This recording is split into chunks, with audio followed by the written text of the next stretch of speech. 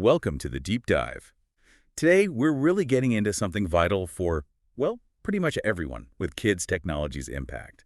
We spent time diving into a whole series of conversations from the Virtuous Leaders podcast, hosted by Dr. Johan de Souza. Yeah, a real collection of voices. We're talking people like Nikki Reisberg, Dr. Greg Monroe, Aaron Lochner, Melanie Hempe, Chris McKenna, and Dr. de Souza himself, of course, all focused on this screen time social media question. Exactly. Our aim here is to basically pull out the key stuff, the essentials, from all these different perspectives. So you get the insights without having to listen to, hours and hours. A shortcut to understanding the dangers, but also the solutions people are talking about. Right. We want you to feel informed, maybe a bit more equipped. Okay, so where do we start unpacking this? I think Nikki Reisberg's story is a really compelling place to begin. She wasn't always a digital safety advocate. She actually came from inside the social media world. Oh, interesting. From manager to advocate. Exactly. And that shift happened because she started doing her own research, digging into the data, and saw the potential harm these platforms could cause, especially for kids. That kind of insider view, it really adds weight, doesn't it? It absolutely does. And, when we say social media, we need to be clear what we mean in this context. Reisberg pointed out it's not just the obvious ones like Instagram or TikTok. Right. YouTube came up specifically. It's algorithms, the way it just keeps feeding videos. That can be a huge time sink and, frankly, lead kids down some weird rabbit holes if unsupervised. Yeah, hours can just vanish. Which brings us to that common fear parents have, right? The social isolation thing. Oh, definitely. If my kid isn't on social media, they'll be left out. It's a big worry. But the experts here really push back on that. They do. They argue pretty strongly that actually genuine social skills and deep connections develop through real-world stuff, face-to-face interaction, independent play, family time, not necessarily through mediated online interactions. So what are some of the dynamics that, maybe unintentionally, lead kids to get phones and social media early? The podcast discussions mentioned a couple of things. Yeah, they touched on maternal anxiety, that worry about the child missing out socially, or even for safety reasons, wanting them to have a phone. And paired with that, Sometimes maybe a bit more paternal passivity, perhaps dads being less involved in setting those specific digital boundaries early on. It's a subtle dynamic, but it can contribute to kids getting access sooner than maybe is ideal. and the consequences of that early access. That's where it gets pretty serious, doesn't it? Yeah, this was a recurring theme, a really stark link highlighted by Nikki Reisberg and others between early heavy social media use and the rising rates of, depression, anxiety, self-harm, even suicide among teens. The data is worrying. It really is, and it kind of underscores why they kept emphasizing the need for kids to develop independently. That space away from devices. Exactly. For imaginative play, for figuring things out on their own, for boredom even. That's where creativity and problem-solving skills can actually grow, It makes sense. So given all that, what's the big recommendation regarding access? Well, the advice, particularly from Reisberg and also Melanie Hempe, is pretty clear-cut. Delay. Delay smartphones, delay social media access. How long are we talking? Their strong recommendation is often until after high school. Wow. That feels significant. A tough sell for some parents, I imagine. Oh, absolutely. It's countercultural. But they argue it's grounded in understanding adolescent brain development and the highly addictive design of many of these platforms. Okay, so if parents are hearing that and thinking, okay, maybe delay, but what do we do for communication? Were there alternatives discussed? Yes, definitely. They mentioned safer phone options designed specifically for kids, focusing on basic communication without the full internet browser or app store. Like which ones? The Gab phone and the Wise phone came up. And actually, for the Wise phone, they shared a discount kind values first, if that's something listeners want to look into. Good to know. But what about just using the parental controls on a regular smartphone, like an iPhone? Isn't that enough? The general consensus among these experts seemed to be probably not, or at least not reliably enough on its own. Why not? Well, for one, tech-savvy kids can often find ways around them. But more fundamentally, the controls don't really change the nature of the device itself, the constant notifications, the access to potentially harmful content streams, the social pressures. So it's more than just blocking certain sites. Exactly. It's about the whole ecosystem. And just as we're grappling with that, there's a new thing on the horizon. What's that? AI chatbots. Nikki Reisberg brought this up as an emerging concern. Like ChatGPT and similar things. Precisely. These AI are getting incredibly good at mimicking conversation, and the potential for manipulation, misinformation, or just exposing kids to inappropriate interactions is, well, it's pretty high and largely unregulated right now. Something else for parents to get educated on then. Definitely. Awareness and monitoring are going to be key there. Okay, let's shift gears slightly. What about schools? Technology is so embedded in education now. Dr. Greg Monroe's perspective was interesting here. Yeah, his insights from the Diocese of Charlotte were quite striking. They've taken a very proactive, some might say aggressive stance. How so? They've moved towards removing personal smartphones from the school day entirely, and they're even reevaluating their one-to-one device programs, where every student gets a laptop or tablet. That's a major shift. What's the reasoning? The primary driver is protecting instructional time from digital distractions.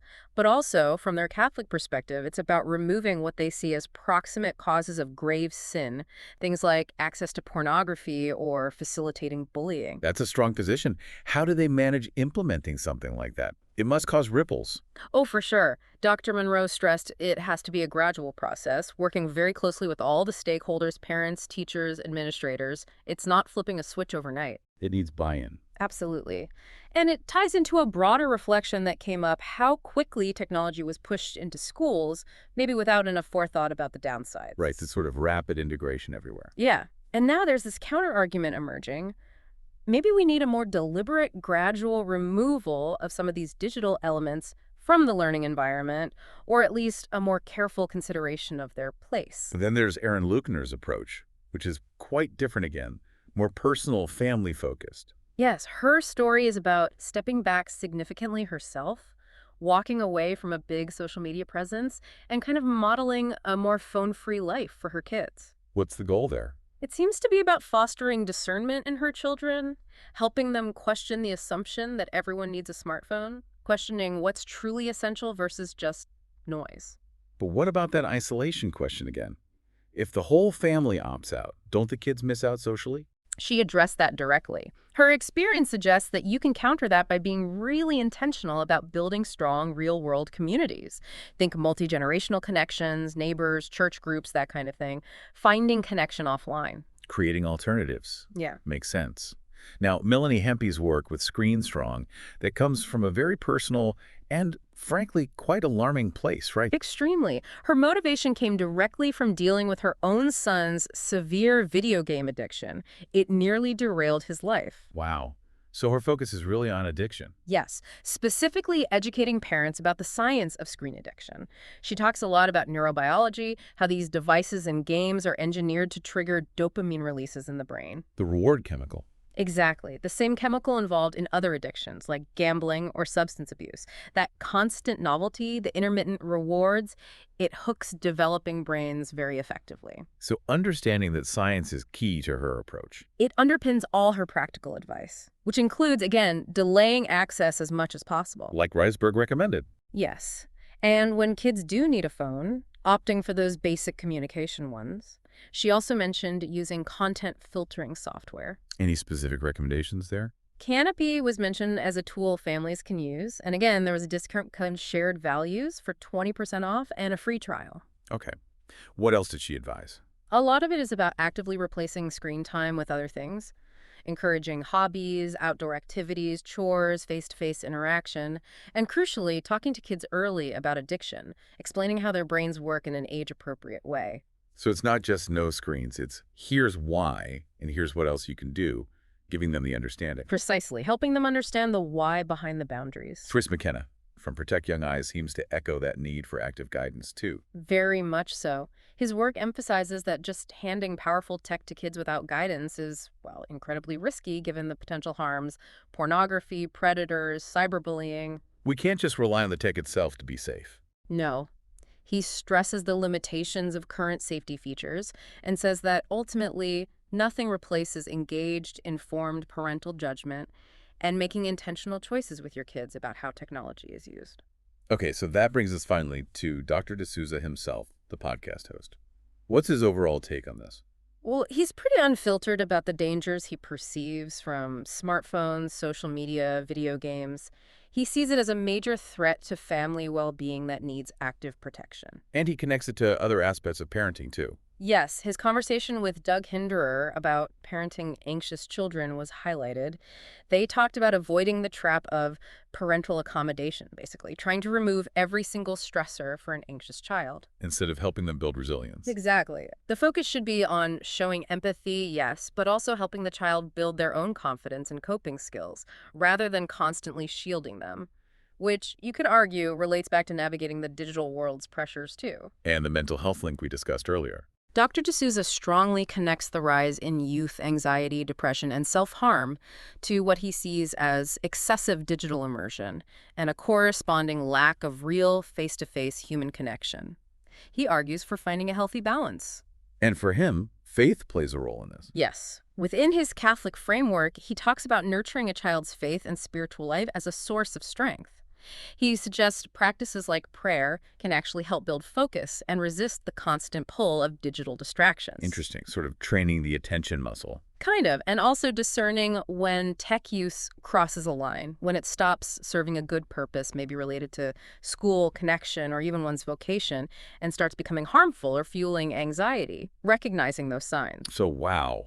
That's a lot of ground covered from these different experts. If we were to try and boil it down, what are the absolute core takeaways? Okay, let's try. 1. Early, unsupervised screen time, especially smartphones and social media, carries significant risk for mental health and development. 2. Delaying access is strongly recommended, perhaps even until after high school. Explore safer alternatives, like basic phones, when communication is needed. 4.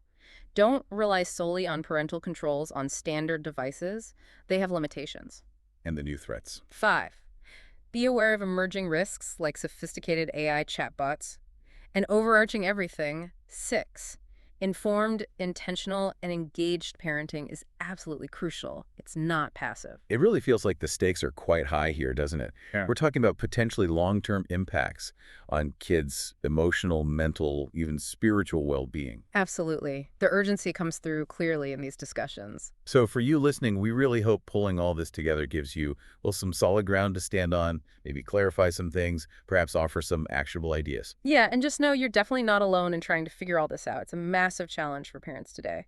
But making informed, proactive choices for your family is possible. It really is.